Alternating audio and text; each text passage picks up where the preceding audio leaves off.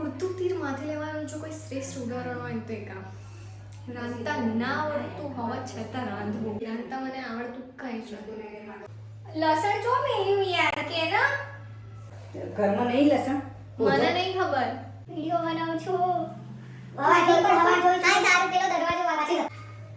મારી માસીનો ફોન ચાલી રહ્યો છે એટલે મારી મમ્મી મને તો જોવાય નહીં રહી તો આપણે આપણી રીતે કૂટી લેવાનું. ટેસ્ટ લસણ કોથમી આદુ અને બીજું શું હતું મરચા.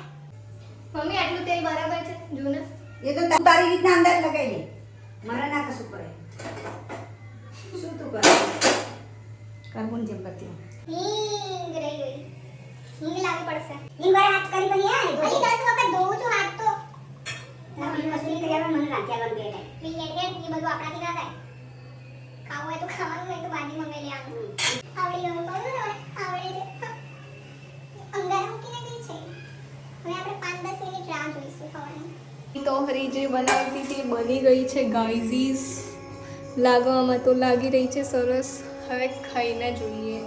એની માને એક નંબર વસ્તુ બની છે યાર.